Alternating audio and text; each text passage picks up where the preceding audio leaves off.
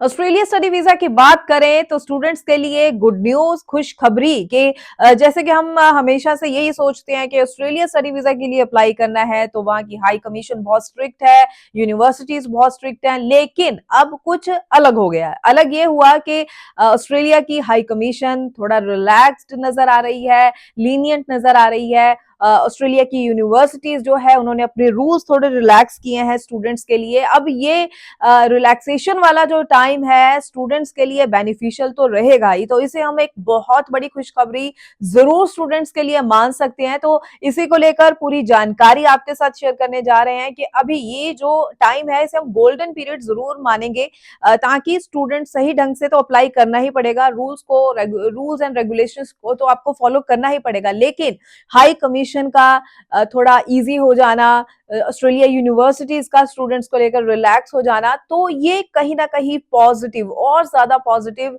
जरूर नजर आ रहा है। स्वागत है आप सभी का, मैं हूं हरजोत कौर और इसी को लेकर आज पूरी इंफॉर्मेशन आपके साथ शेयर करेंगे। स्टडीज केयर अब्रॉड चंडीगढ़ से Australia study visa expert Manpreet Singh Cheema ji हमारे साथ है। स्वागत है मनप्रीत जी। और जरूर ये जो पॉजिटिव गुड न्यूज हम देख रहे हैं, मान रहे हैं, और इसको लेकर आप स्टूडेंट्स को क्या गाइड करना चाहेंगे, कैसे गाइड करना चाहेंगे कि किस तरह से अब वो आगे सही ढंग से फॉलो करें, तो ये टाइम उनके लिए काफी बेनिफिशियल रह सकता है। हाई कमीशन थोड़ा सा रिलैक्स हो गया और यूनिवर्सिटीज़ भी थोड़ा सा पहले से इजी हो गई हैं इन द टर्म्स ऑफ के एडमिशन देने में। जैसे कि पहले स्पाउस केसेस के लिए बहुत टफ हो गया था, यूनिवर्सिटीज़ जल्दी करके ऑफर्स नहीं दे रहे थे, ऑफर्स आ रही थी तो फाइनेंशियल्स नहीं क्लियर हो रहे थे। तो उन चीज़ों में अब यूनिवर्सिटीज़ ने थोड़ा सा रिलैक्स कर दिया है। जैसे कि रिसेंट मैरिज भी अब एक्सेप्ट कर रही हैं कुछ यूनिवर्सिटीज़, और स्पाउस की अगर हम बात करें तो अब स्पाउस को साथ लेके जा सकते हैं। कुछ यूनिवर्सिटीज़ ने बोला कि अगर स्पाउस ने नहीं साथ में जाना तो they are not much bothering के यार स्पाउस करते गए हैं, तो उनकी डॉक्यूमेंटेशन नहीं बहुत ज़्यादा मांग रहे हैं। इनकम पहले ऐसे था कि अगर स्पाउस ने साथ जाना तो इनकम वो ऑलमोस्ट 4-5 लाख रुपए एक्स्ट्रा मांग रहे थे। उसमें भी हमारे पास 2-3 यूनिवर्सिटीज़ आई हैं जिनमें वो बोल रहे हैं कि हमें इनकम उतनी ही देखनी है जितने की हम सिंगल केस के लिए देख रहे थे, तो इनकम में भी कोई प्रॉब्लम नहीं है। प्लस यूनिवर्सिटीज़ पहले ये बोल रही थी कि अगर लड़की की मैरिज हो गया तो फिर भी उसके अपने पेरेंट्स ही 70% फंडिंग दिखाएं, इन लॉज सिर्फ 30% ही दिखाएं। लेकिन अभी उन यूनिवर्सिटीज़ ने हमें बोला कि अगर इन लॉज 100% भी दिखाते हैं या 70-80% दिखाते हैं तो उनको कोई प्रॉब्लम नहीं है। तो इन चीज़ों में मैं बोलूँगा कि बहुत चीज़ें रिलैक्स हो गई हैं। उसका एक रीज़न भी है, जैसे हमारे पास एक यूनिवर्सिटी है जिन्होंने लास्ट ईयर अराउंड 15-16 के आसपास उन्होंने सिर्फ स्पाउस केसेस एक्सेप्ट करे थे, लेकिन 15-16 के ही 100% उनको वीज़ाज मिले। तो बेसिस ऑन दैट अब वो बोल रहे हैं कि हम इस बारी थोड़ा सा बल्क में नंबर करेंगे स्पाउस केसेस को लेके। तो उनका भी कॉन्फिडेंस बिल्ड हो गया कि ठीक है यार, हाई कमीशन वीज़ा दे रहा है तो हम भी थोड़ा सा चीज़ों को रिलैक्स करके मैक्सिमम एप्लीकेशंस लेने की कोशिश करें। सेम ऐसे ही अगर हम एग्रीकल्चर इनकम की बात करें तो पहले यूनिवर्सिटीज़ एग्रीकल्चर इनकम ले नहीं रही थी। कुछ यूनिवर्सिटीज़ बोल रही थी हम 60% लेंगे, कुछ बोल रही थी 80% लेंगे एग्रीकल्चर इनकम, लेकिन अब यूनिवर्सिटीज़ 100% एग्रीकल्चर इनकम भी लेना स्टार्ट कर दिया। बिकॉज अब पंजाब में भी चीज़ें चेंज हो गई हैं, पंजाब या हरियाणा में अब तहसीलदार के सर्टिफिकेट भी ऑनलाइन मिलते हैं, अब जे फॉर्म्स भी ऑनलाइन हो गए हैं, और जो इनकम है उन जे फॉर्म से जनरेट हो रही है एग्रीकल्चर इनकम वो भी सेविंग अकाउंट में आ रही है। तो सारा चीज़ें ट्रांसपेरेंट होगी। पहले क्या था कि तहसीलदार हाथ से लिख के दे देता था सर्टिफिकेट, उसको ऑथेंटिकेट मतलब उनको वेरीफाई करना बहुत टफ होता था कि तहसीलदार को कैसे अप्रोच करें, पूछें कि यार ये सर्टिफिकेट ओरिजिनल है या उन्होंने वैसे ही बना के दे दिया है।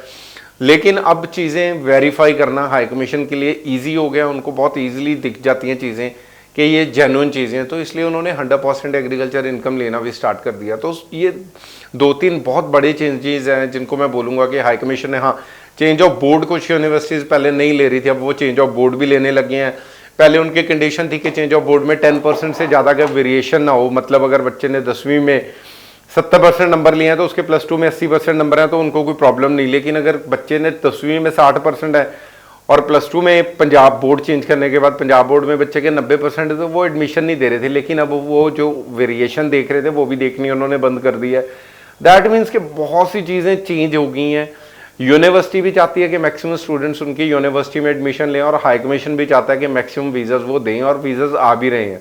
तभी सक्सेस रेट, जैसे आपने पहले बताया कि 96-97% के आसपास चल रहा है सक्सेस रेट, जो कि बहुत अच्छा सक्सेस रेट है। तो मैं बच्चों को यही बोलूँगा कि अगर कोई भी बच्चा ऑस्ट्रेलिया जाना चाहता है तो ये सबसे अच्छा गोल्डन पीरियड है उसके पास। मई में इलेक्शन है, उससे पहले पहले बच्चा अपना अप्लाई करके अपना वीज़ा ले ले। तो मनप्रीत जी ने तो आपको कंप्लीट इंफॉर्मेशन, पूरी जानकारी दे दी है, तो आप भी जरूर इस टाइम का फायदा लीजिए, सही प्रोसेस के साथ, सही गाइडलाइंस के साथ सभी सही गाइडलाइंस को फॉलो करते हुए आगे बढ़िए। और आपको देखिए, जैसे कि हम पिछले इनटेक में भी देखे, स्टडीज केयर अब्रॉड की तरफ से जितनी फाइल लगाएगी बहुत अच्छा, बहुत पॉजिटिव रिजल्ट, सक्सेस रेट देखा गया है। तो आप जरूर पूरी अपनी प्रोफाइल के अकॉर्डिंगली सही कोर्सेज के साथ आगे बढ़िए, सही प्रोसेस को फॉलो करते हुए आगे बढ़िए, तो आपको भी पॉजिटिव रिजल्ट इस कमिंग इनटेक में जरूर मिलेगा। तो और भी कोई सवाल है अगर मन में, तो जरूर जो नंबर डिस्प्ले है इस पर आप कॉल कर सकते हैं, या फिर स्टडीज केयर अब्रॉड के चंडीगढ़ ऑफिस आप विजिट कर सकते हैं अगर आप मनप्रीत जी से मिलना चाहते हैं। और ये कंप्लीट इंफॉर्मेशन आज स्टूडेंट्स के साथ शेयर की है, तो मनप्रीत जी आपका भी बहुत बहुत थैंक्स करेंगे हम, कि आप हमेशा ही स्टूडेंट्स के लिए बहुत खास पॉइंट्स लेकर आते हैं, उनको गाइड करते हैं, और आगे भी हम स्टूडेंट्स के लिए इसी तरह से और इंफॉर्मेटिव वीडियोस लेकर आते रहेंगे। फिलहाल के लिए हमें दीजिए इजाजत। Thank you so thank you. Much.